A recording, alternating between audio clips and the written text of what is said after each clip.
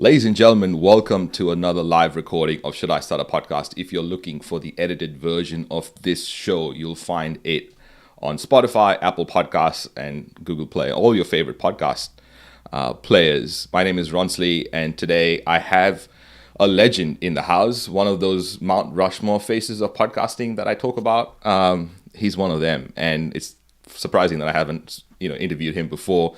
We're going to get into the meat and potatoes of advertising on podcasts, networks, how to create podcast networks, and podcast live streaming, which I've just gotten into. And Todd has been doing this for a while.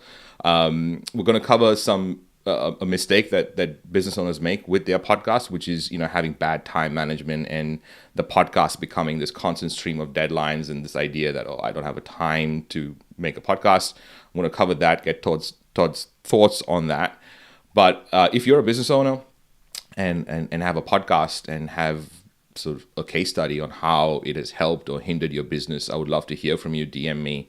And We Are Podcast 2022 is happening this year in Brisbane, all on growth, growing your listeners, growing your revenue, growing your credibility. Go to wearepodcast.com/events, or just wearepodcast.com to find out how you can get tickets to this year, Brisbane, 9th to the 11th of November.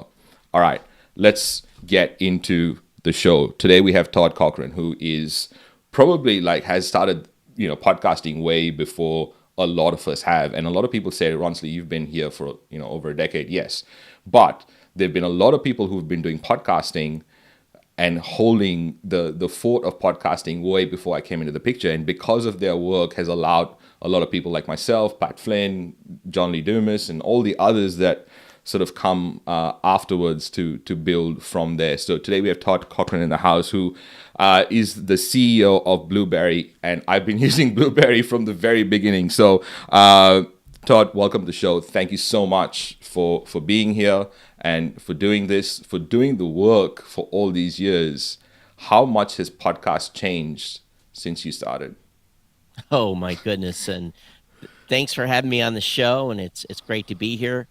Podcast has changed dramatically. We had no hosting. We had no way to create RSS feeds. It was all just kind of made up and on the fly in the beginning. And that's why everyone was pretty much a nerd or a geek that did podcasting those early days, because it really was put together with, a spot ties. We really had to try to figure out what we were doing. And of course, now today, it's easy. You can start a podcast really almost instantly. But yeah, it's a long road since October of 2004. So I'm facing 18 years here in about 2 weeks, which is crazy. Wow. Congratulations. Do you feel pod fade at all?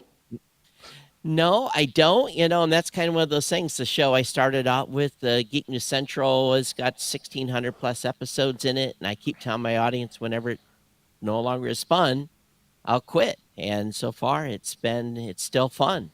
Yeah. And of course I do a lot of shows within the podcasting space itself on podcasting, but the main show is still going. So let's talk about the shows for a second, just for the audience and context. So what shows are you currently running, and how much work goes into creating those shows? Yeah, the primary show, Geek News Central, which is the Genesis show, it's twice a week, and I do have a producer that I pay now, but for years I did it all by myself, start to finish, probably 3 to 4 hours to put an episode out. And then I do the new media show with Rob Greenlee. It's a competitor over at Libsyn. Yeah. And I've been doing that for 10 plus years. And it's at newmediashow.com. And we do audio and video with that. And it's once a week. And then I do Podcast Insider, which is an internal show, basically the show for the business at Blubrry. Yeah. And again, that's once a week. So I'm doing 4 episodes a week. And the Blubrry one's handled by our pro team, but everything else is on me. But I'm unique in the space. I don't edit. So that saves me a significant amount of time. I've got so much to cover in what you just said. Let's talk about the no editing part. You mentioned you have a podcast producer. You mentioned that there's a team. most people would think that, okay, I have a podcast producer that's probably going to do some editing. So what's the roles involved, and how do they process your recording? I'll come back to how you record, but how does your team process, or how do you process once the file is recorded, or once the interview is done, or the show is done? Yeah, for Podcast Insider, the Blubrry Pro team takes that audio file and does edit. And Got it. that's the show that I just hand off. Mm, But so far as Geek News Central and the New Media Show, really, I cut the ends. So I make sure I'm at the start and stop. yeah. And I do use a phonic to do some leveling of the audio and create it to an MP3 and publish. It's really as simple as that. But there's a method to the madness. I've been doing live for a long, long time. So you have to be better prepared doing live. So it's one of those situations where you do the work up front, get the great audio chain, get yourself prepared to do a podcast. There's less editing at the end. So, be honest with you, if I had to edit, I still wouldn't be doing it. But I know that's not for everybody, and I think a lot of people have to have their shows edited or they can't live with it. But I've just learned over this amount of time, it is what it is. Yeah, I mean, I think a lot of us probably, and I suggest everyone edit only because we are business owners becoming podcasters, still learning to be podcasters, even though, doing it for so long. I still feel like I'm new. And while you've been doing it for a while, this is your space. It's very different to someone who's just come off the rank and Absolutely. and starting a podcast. So I think the context is really important for someone that's starting off new, or even has like even 100 episodes down their belt. It's very different to the kind of reps that you've done. Well, it's for sure episode 10 didn't sound like 50, and 50 didn't sound like 100, and 100 didn't sound like 1,000. So it is for sure. Once you find your voice, you'll find that if you do edit, you'll have to do less editing. You just get that rhythm down, that battle rhythm. And I think in the early days, though, if you have no on mic experience, you are going to be forced to edit some. I want to talk about the podcast for Blubrry because it's very specific. It's like, this is a podcast for the business. How do you conceptualize it? How do you put it together? And then how does it return for Blubrry as a company? That is a show that we have an outline for. It is basically, we've got a Google Doc that we work from. The format is the same every time, and we may change a piece here and there. We basically have a format of how we're going to talk about things and in what order. And then there's 2 or 3 of us in the team that contributes items that are going to go into that. And sometimes it comes from a customer. Maybe they're asking a question we want to answer in the show. And really, that's kind of the sequence that we've set up. And again, the company show is more about informing and educating and very little about promoting. We will have a segment in there that talks about news or releases of stuff that's new, but probably of a 30-minute show, we probably spend 5 minutes or less kind of talking about the business of the company. The rest of it's about educating and giving content creators ideas on how to grow their show.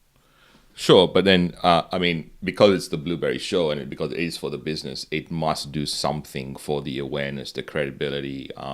You're looking to grow the client base. How does that all work into the business model? Ultimately, the content is published, and then the social team takes over and promotes it. They'll run Facebook ads. They'll run Twitter campaigns. They'll do Instagram posts. They will push people back to the show, and including blog posts that are on the website that are non-podcast related, or excuse me, they are podcast related but not actual podcasts. So it all ties into the full social and marketing piece. And then we cross post within the website, to build that Google juice when people are searching for specific topics on content. And that's one of our huge strategies for all our content creators, is winning that Google search game, not when it comes to finding the podcast name, but to find a specific podcast episode. So we work really hard on that for the topics that we talk about to make sure that we end up in the top search results. Yeah, fascinating. I should have asked this question maybe to start off the conversation, but for us getting into the game, for a lot of us, it feels like I still feel like I'm new. Like I literally feel like I've just started, just learning things and figuring out. I'm a still a bad listener all these episodes later. I feel. What are your thoughts? I want to get your thoughts and your view and your perspective on the podcast world. Like, how should or how would how do you see you know us as content creators, or what is the ideal scenario for content creators to use the podcast medium, and how is it best used, I suppose, is the question. Well, I think every content creator is different. And the question I often ask creators is, what's the goal? Is the goal to build authority? Is the goal to have a business funnel? Is the goal to build a big audience and have advertisers? Is the goal to have fun? What is the goal of the show? And as long as they can understand what their goal is or set a goal, mine in the beginning was authority and earn money. That was the two pieces that I set for my show when I started in 2004. The money part was driven by my wife. She said, "Hey, this thing has got to make some money to pay for itself," because it was expensive at the time. So really, I think if you set the goal, then everything else kind of works into how you create that content and how you put your perspectives forward and how you're going to build audience. Again, building an audience, though, there's probably 20 things you can do to build audience. But again, what is the goal for the show? And if you can determine that, I think that sets you on the right path for success. I think a lot of content creators says, "I'm going to do this for fun," and if that's for fun, it's great. Do it for fun. There's nothing wrong with that. But I think as a business person, you have to understand: is this going to be a lead magnet, or is it just going to be help build awareness for my company? There really is a full scheme of strategies there that you have to think about around the content. Same thing with any of the rest of your social media marketing. Yeah, yeah, and I feel the best thing about a podcast is that it feels like it's easy to do, and the worst thing about a podcast is that it's easy to do. So it's just you see people creating just the audio piece without getting the whole concept together, and just starting with the goal in mind would be. And do you see that a lot of people start with the goal of, I just want to serve, because they're not getting to the root cause of what they're really doing the podcast for?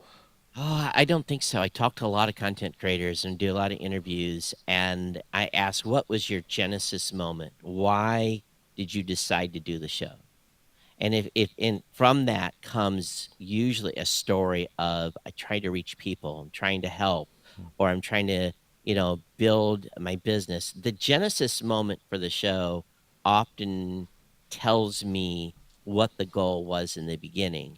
And I think a lot of creators that are serious about creating content and make it past the first few episodes, when they figure out content is hard, I think that they then will realize, okay, am I reaching my goals? Am I getting feedback from my audience to make me understand that I'm doing what I've set out to do? Again, sometimes it's just friends saying, "Hey, let's do this," with having a few beers. That's okay too. Yep. But I think that most content creators do have a genesis moment when they decide they're going to be a podcaster. It's just like becoming a YouTuber. Am I going to become a YouTuber? Well, YouTube's a lot of work. So is podcasting. So it's a different kind of work. But I think creators kind of figure that out and then go for it. So everyone's trying to make things easier. I mean, everyone, and myself included, and yourself included, with all the tools that you have for podcasters, you're trying to make it easy for the people starting to have a podcast, to make it easy. What is a simple straight line that people, you could easily get involved in a lot of different, can make it very complicated in creating the podcast? What's a simple straight line for someone starting, or someone in the new phase of podcasting, for them to create a show which they don't have to necessarily worry about all the bells and whistles, but maybe like an MVP version of their podcast? What does that look like? Well, there's a couple of things. Number one is be passionate about the topic you're going to talk about. Don't go searching for something that's hot that's going on in the world today. Pick something you're passionate about. That'll carry you through the low times when you're trying to build an audience.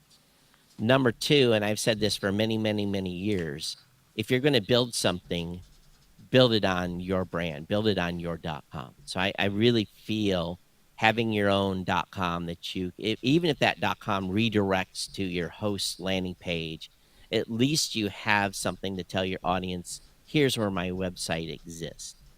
And I think that's important for building a brand. Don't build your brand on rented land. Build it on something, start building the structure around something you can own. And again, that first step might be just, again, buying a domain name and pointing it towards your host landing page. And then little by little, obviously, is that consistency and putting out some content.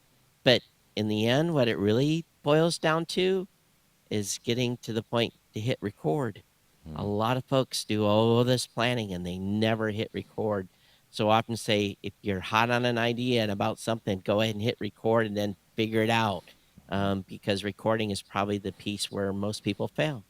Yeah, fascinating. Because it could be as simple as just teaching people to be comfortable with recording, and then the rest of the stuff will happen. It probably is the most basic rep as a podcaster. So I've been trying to break down podcasting. Like, for example, if someone wants to run a marathon, there's a training plan, right? You just download the training plan, and it doesn't matter if you start on the couch or depending on where you're at. You in 15-20 weeks you can run a marathon because of how they set out the training plan. So I think, and one of the keys to the training plan is actually going out and running, which in podcasting is probably just recording. Yeah. And again, you're never going to be happy with that first episode. Matter of fact, you're probably going to hate the first episode. You probably hate the first 10 episodes. So, take those first 4 or 5 episodes kind of to get your feet wet and figure out what your format's going to be. And then use family and friends to get that initial feedback before the real audience shows up, But I think the key here is really just to get started. And again, if you have that goal of where you're headed with the show, I think it all falls together. It's just kind of like writing a book. If you write an outline, the rest of the book writes itself. So the same thing with a podcast. If you write the outline of the format of what the show is going to be, and that can just be 5 bullet points, the show then will kind of create itself based upon the bullet points. Now, you're still going to have to do the other stuff, and you'll graduate over time. You'll start out at kindergarten, and then finally you'll get your PhD. But again, it'll take time to progress through those stages, and that's when you can refine the art and find your voice. And unless you're famous, unless you're well known, and you hire a big team to help you launch, the majority of content creators are doing this by themselves. They're an army of one. But I think ultimately, if you can find people to help you get your show off the ground, that's always advantageous too. So you don't have to scratch your head on all these mundane things that maybe you should do or shouldn't do. Right, 100%. Let's get into podcast advertising, because a lot of people get into podcasting thinking that the first step is to advertise, get a sponsor, and maybe it is. I'd love to get, first of all, your view on podcast advertising in general right now in 2022, and what are the different ways that we can go about getting advertisers to sponsor our podcast. The money piece of podcasting is one that I speak about a lot. I spent some time last week probably speaking an hour and a half just about programmatic advertising. That's one type of podcast advertising. But it depends on the stage you're in. And the thing you have to think about making money for your show is, no matter what, if you're going to be getting listener donations, if you're going to sell merch, if you're going to have a traditional sponsor like you hear on host read ads, all those require some volume.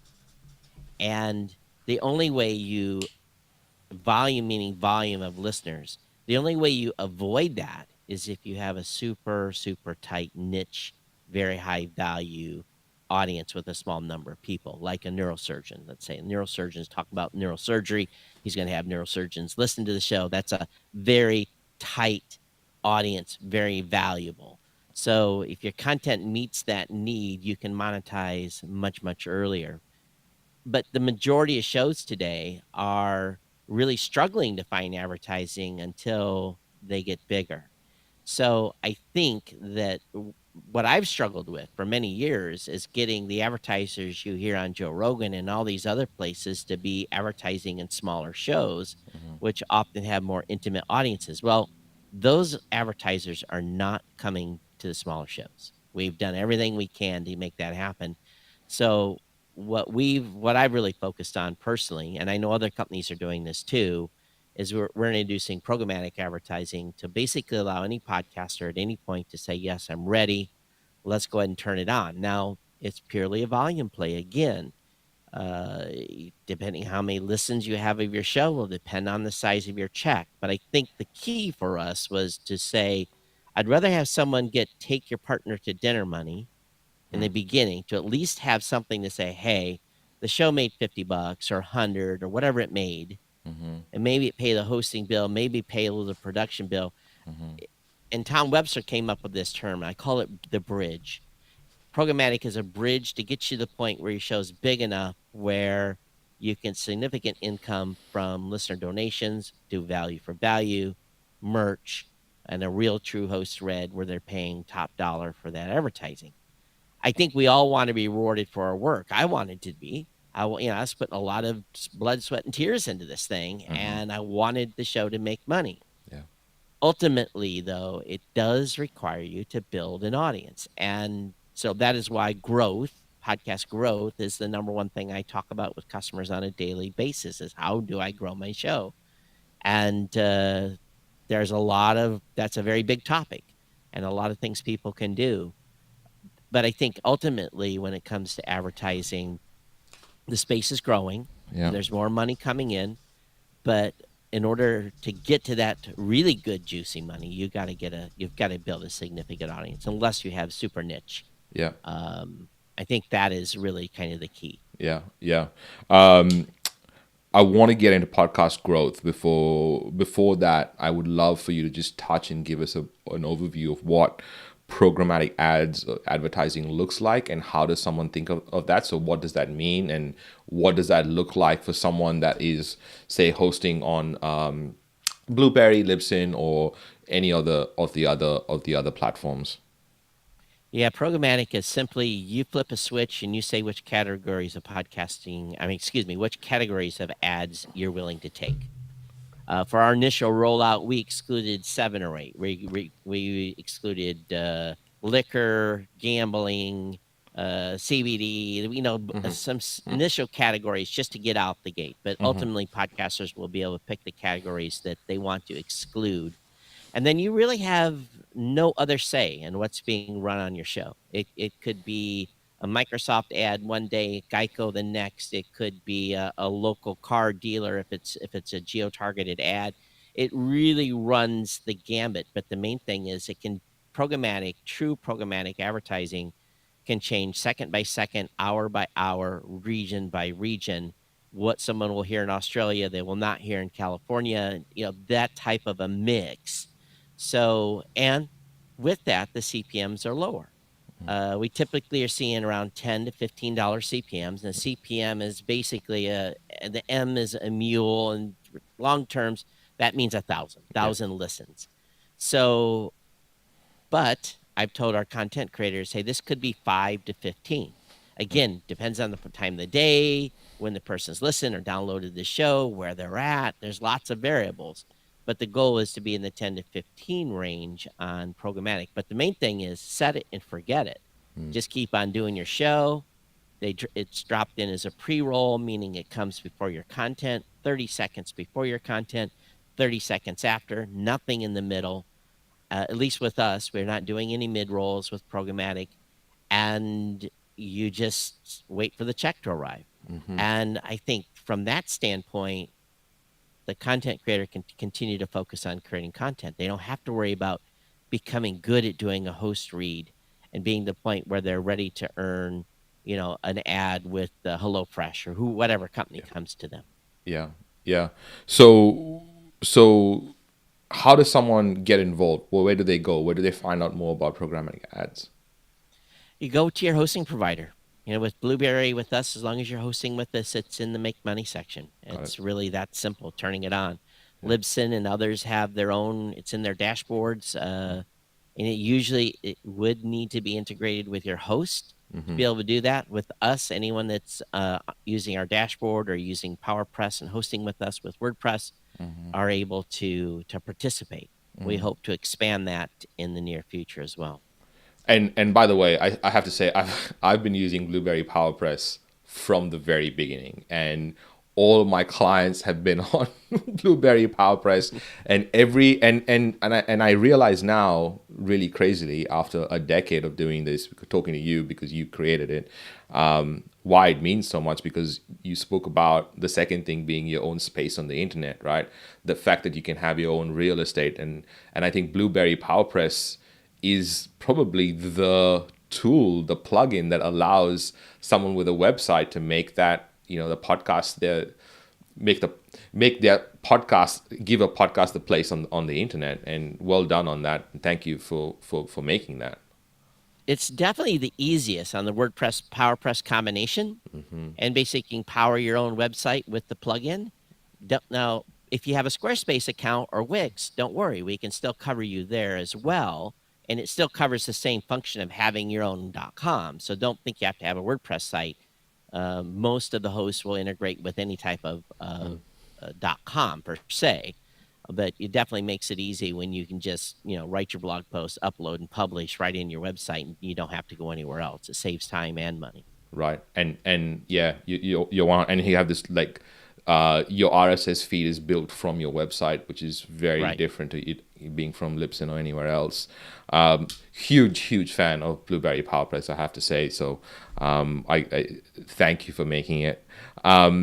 Let's talk about podcast growth. You mentioned this a few times, and you did say that there's lots of things that us podcasters can do to grow, and it would be stupid of me to not, because it was not on my plan, but it was stupid of me to not ask the question. So what are the different ways, and what are probably the lowest hanging fruit that we should look at when it comes to podcast growth? Number one, podcasts are still mostly discovered by word of mouth.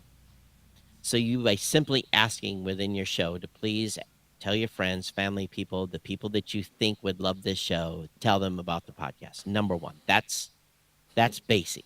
And you should ask every episode for your audience to share the show on social, tell people about it, tell them about the episode if they loved it. That's number one. Number two, and I'm going to kind of run home to mama here a little bit. Number two, a great episode title. You record for your audience, you write for Google. So when I mean by writing for Google means if you've talked about a specific topic in your show that you think people are going to search Google for, you make sure you write the episode title in the words that someone is going to search on Google for. And you back that up with a paragraph of reinforcing content on your post, and then any other information that goes along with it. Then, if you've talked to someone like me, you say, hey, Todd, I have posted this new episode. It's on my website. Here's the link. Please have your team, or please link back to this via social, via your own website, link, and get that backlink coming in to reinforce that says this article is very, very important. Because again, the battle is not necessarily in discovering a show name. It's in finding the show content. And then if you get those couple of basic things done, number one and number two, then you got to add in all the other stuff, the social, the reach out to media. You're getting up ready to hit episode 50, reach out to local TV and radio, go to events where your audience is and meet them, hang out where they are. Whether that is on some social platform or in person, do meetups. I mean, there's just this whole litany of list of things you can do, and you don't need to do it all in one day. Just go after stuff little by little, and I think that you'll build a nice strategy to driving audience. My show, the reason I've been able to hold the same sponsor since June of 2005 is purely because I have enough people coming in because they found the website. They said, oh, there's a podcast here. Let me follow, subscribe. There's enough new people coming in the front door as people are leaving out the back door to keep the sponsor numbers happy. But it really is about trying to continue to add bodies to the show on a weekly basis. And you don't have to have this big, huge line. You have upwards line. You have to have just, a decent growth rate. Yeah. Everyone has challenges growing, but it's one of those things. It's a grind. You have to work to do it, Yeah. Wow. and I'm, great content, and great content. which is probably the basis of everything, right? Just Yeah, having the great right. content, and it's fascinating for someone who has been in this space and is a podcaster by trade, that you assume that everyone is going to have great content, and that's the basis for everything. Well, not everyone has great content. That is for sure. That But is. I think it's gotten a lot better over the years. I think it really has. I listen to brand new shows every day, and I'm like, wow, I'm amazed. I wish I'd have had this type of talent in the early days of podcasts. So most people would think with that, hearing that statement, that nowadays you listen to podcasts and you're like, oh, there's so much talent that there's a lot of editing happening. Is that the case, or is how are they creating this content that is so engaging? And what is the changes that are happening right now? Because when I started, anything went, really. Like, Tim Ferriss had an episode out with only one, like, a mono, I think, output, or on both ears or something. It was really weird to listen to. But what is the standard right now if someone's coming out with a podcast? What does need to kind of look at? I think it's really about engaging. And if you can, the way I kind of think about my audience is a little different. Um, you need to visualize how many people are listening. And you can go to Google, and if you've got 100 people listening to your show, just Google what 100 people looks like in an image. And and if you're getting ready, if you approach your show in the same way you would as if you're going to go up and do a public speaking at a gymnasium in front of a bunch of high schoolers, you would probably have a different approach to going to talk to that live audience than you would do your show. But the question is why? Why is there a different approach? You want people to lean in, you want them to listen, you want them to pause, you want them to be, you want them to actually stop work if they're working and have, maybe they press the Z on their keyboard and they've got 3 lines of Z. You want them to stop and listen. So I think really the key is lean in and engage them and make sure you're talking to them, not about or around them. And I think that really makes a huge, huge difference. Shows that draw me in, I feel like, even if it's a conversation, I feel like I'm being spoken to. I I I I I resonate with this, and when you do that, you're going to find success. But again, I think it's about visualizing the audience. It really, really is. Wow. Doesn't matter if it's 10, 1,000, or 100,000. It doesn't matter. Yeah. That visual, or imagine someone sitting in the room with you, listening to you.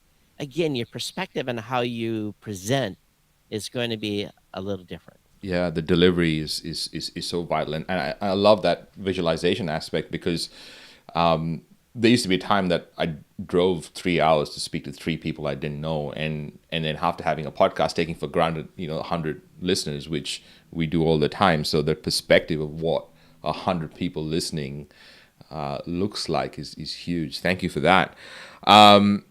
Let's get into podcast networks. I feel like it's a topic that is not covered a lot in the podcast world.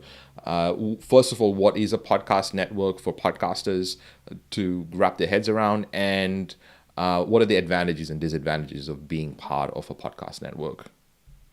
There's really, in my opinion, probably 3 levels of networks. The first level is you are with a group of content creators that create the same type of content. Let's say it's about horses.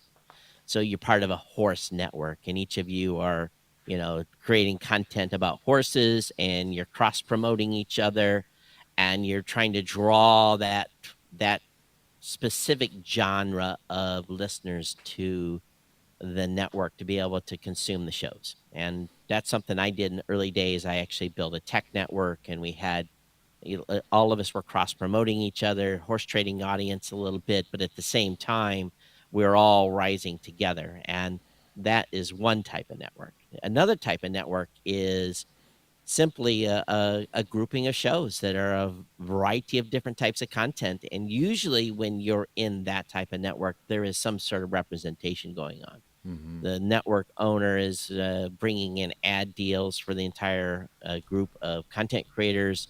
There's some type of, again, cross promotion requirements going on.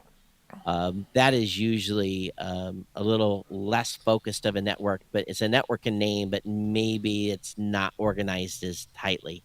And then the third is obviously when you're part of a professional network and you're brought in and you're signed. Let's say you go to Spotify or you go to iHeart, or you are then part of a true, like an ABC, CBS type of network, and up in a different league.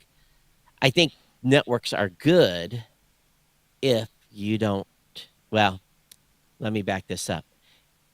If you're going to join a network, number one, you need to read the legal agreement. And if there's no legal agreement, then you need to understand what the rules are about leaving the network and who controls it and what's the expectations are.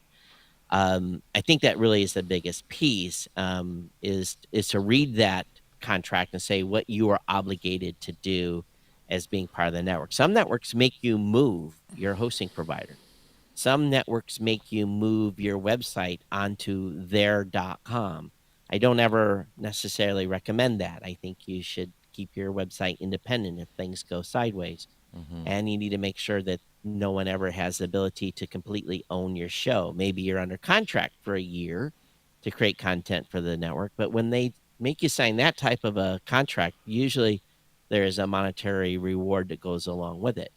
So I guess the main thing is if you're going to join a network, read the legal agreement, make sure you understand what you have to do or how you can get out of it.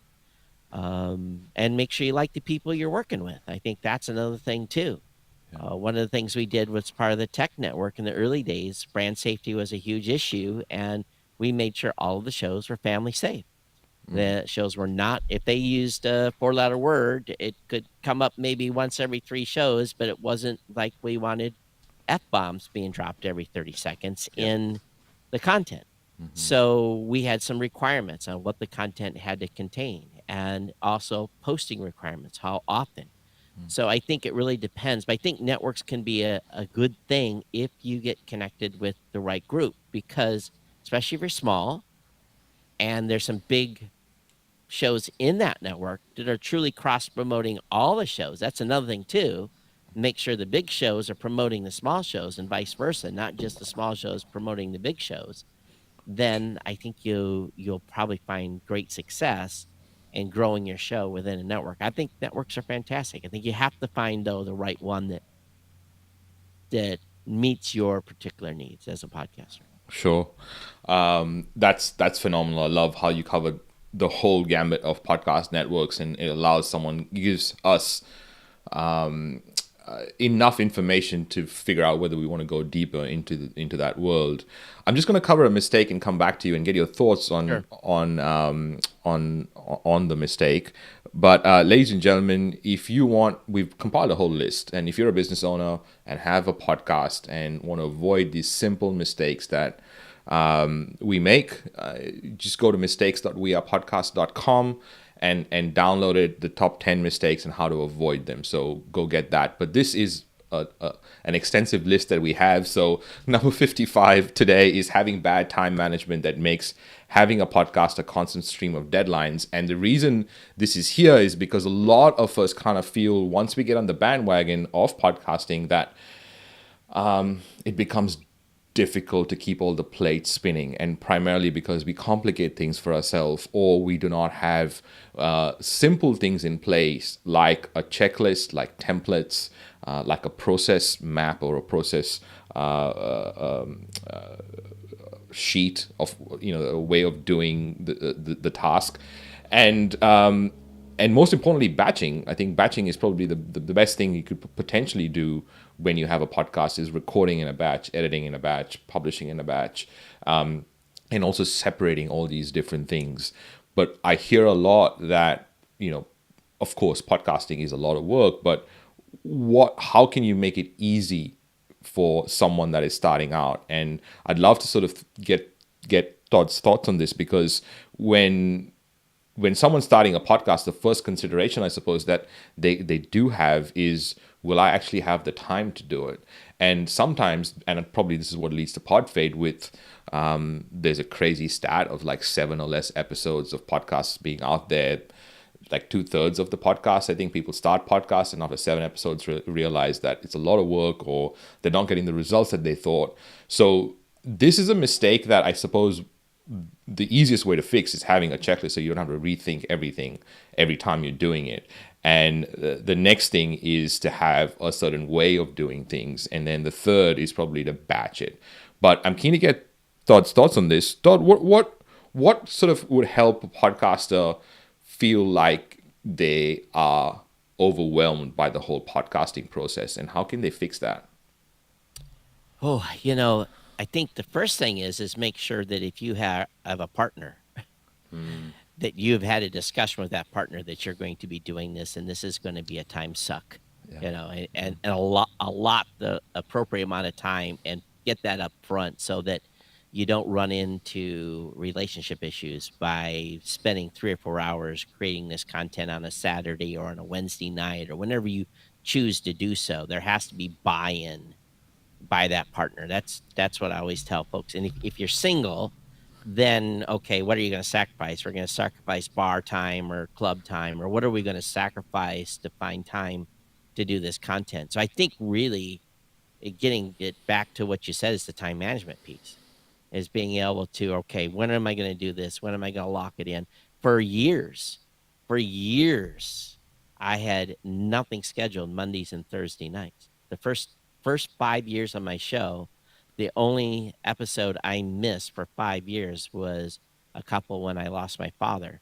But other than that, I was on like the mailman. I delivered Monday and Thursday night, that episode, like, because I was building. The audience built me into life. I didn't want them replacing me with someone else if I missed. So this is why I think it's important to really lock in that schedule. I think that's a big key.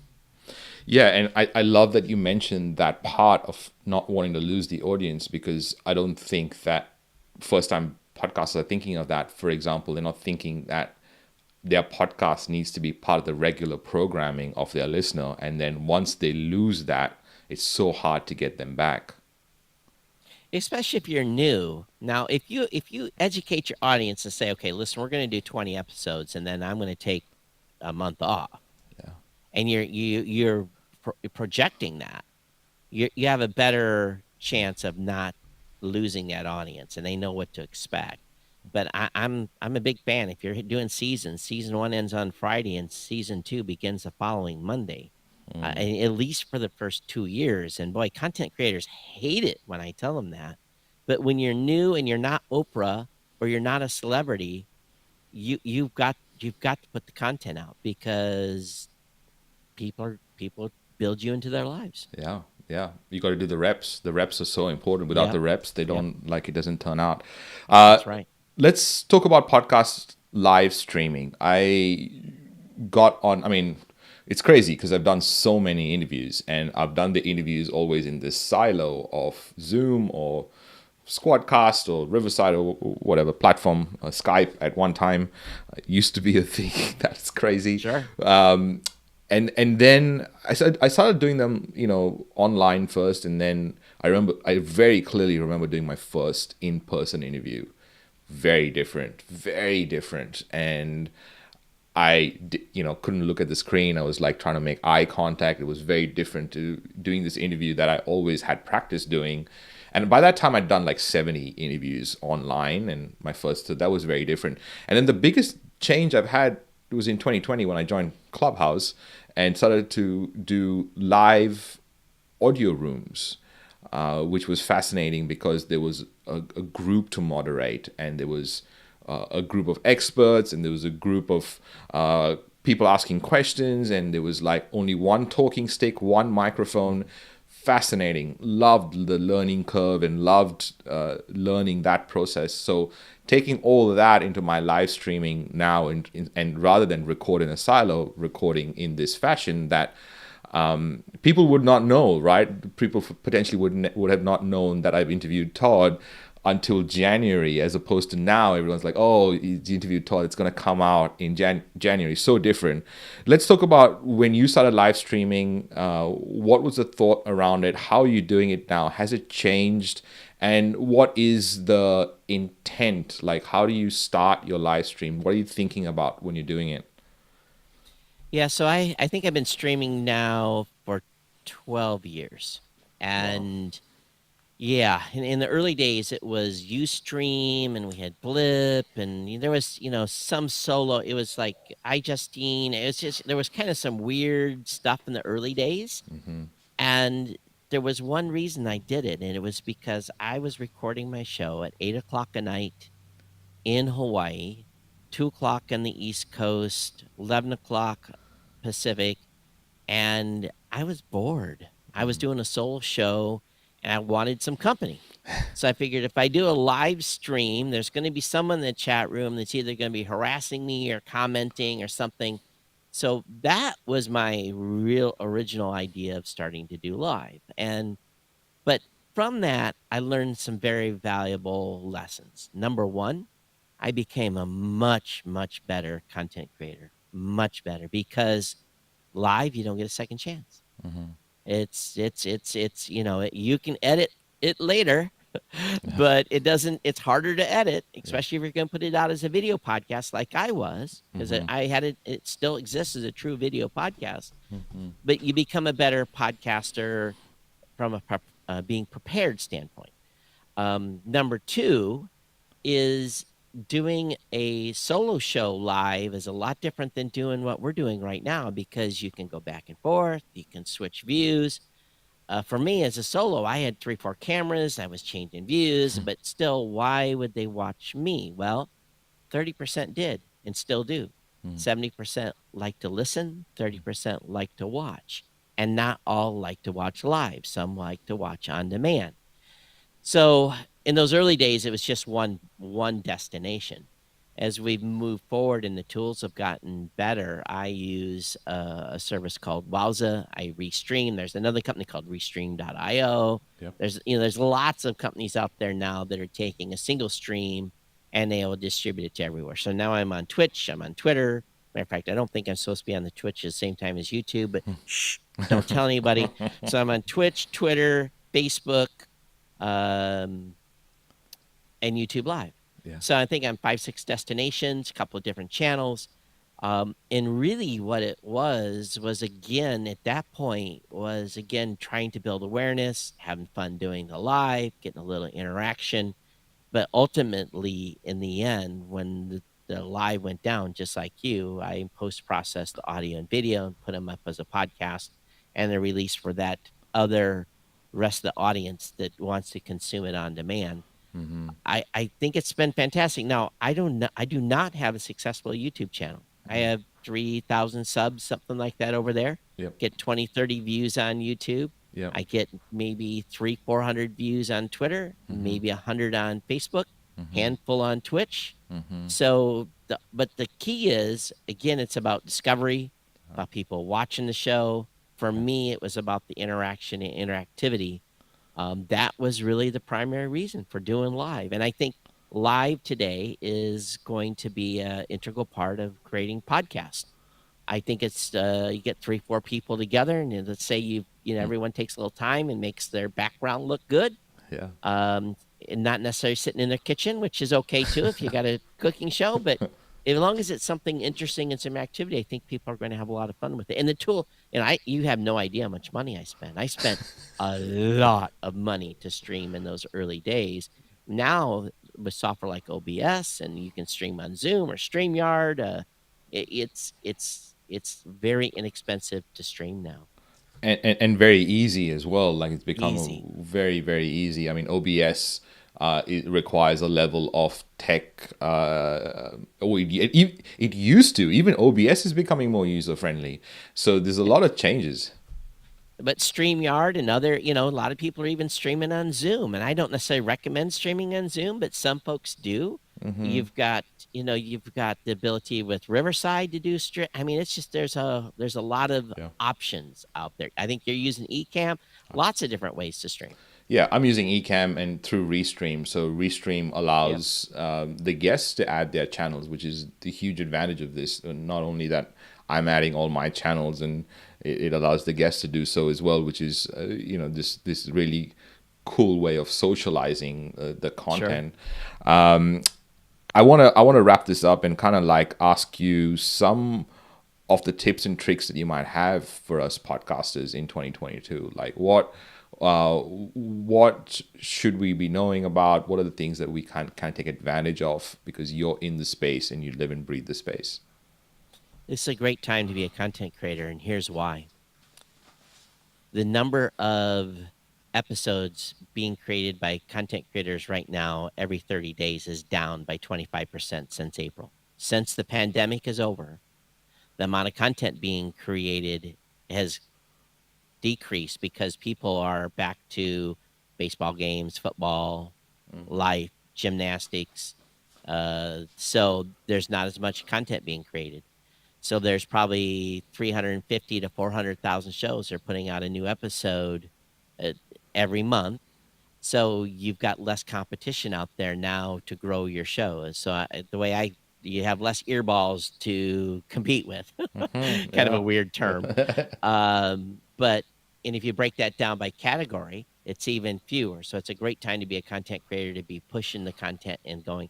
But I think the most important thing is turn the mic on, be passionate about your content, engage your audience, and lean in and really focus on creating great content. And again, the only way you can learn to create great content is by repetition, not doing the reps, knocking out the episodes, and keeping that energy up. I've got to the point now where, as an example, last night I was planning on doing an episode, but I was in an event about an hour and a half from here. It wrapped up quick later than I thought it was. By the time I got back, I was toast. So I decided no episode because I wasn't going to put out a bad episode from an energy standpoint. So, if you're sick, reschedule or get one in the can before, have a backup plan for life. Or drink that Red Bull and get that energy up, or whatever your favorite energy drink is. Right. My poison's Red Bull. I can see that in the background. Todd, thank you so much. Where can someone find you and your work, and what's the best place to connect with you? Yeah, it's easy. I'm Todd at Blubrry. That's Blubrry without the E's because we couldn't afford them. Blubrry.com. I'm on Twitter at Geek News. I'm all over social and Facebook. Definitely come over to blubrry.com. Check out what we have going on. We've added a whole bunch of stuff. We've rebuilt the platform from scratch over the past 2 years. Added closed caption, a whole bunch of cool new stuff. Yeah. And yeah, consider checking us out. But again, tune into the new media show. That's probably, Yep. if you're a podcaster, that's the one where you can get a PhD in podcasting if you listen long enough. And we talk about some pretty heavy hitting topics over there at times. But yeah, just search for my name, Todd Cochrane. You'll find me. And and hey, I appreciate it. This has been a great conversation, Ronsley. I really appreciate it. No, thank you. I appreciate the time. I appreciate the knowledge bombs. One I love the most is record for audience and title for SEO. That's going into the book of quotes. Todd Cochrane, thank you so much for joining us. It's been an absolute pleasure to meet, for me, one of the Mount Rushmore faces of podcasting. I coined the term when Dave Jackson was in Australia, that when I introduced him, I'm like, he's the Mount Rushmore face of podcasting. And since then, I've kind of made him the Gandalf of podcasting, and then added a few more people's faces to the Mount Rushmore face of podcasting. So thank you for doing this. Thank you for all the work you've done before. I appreciate you and all the work that Blubrry has helped me achieve. So thank you, thank you, thank you.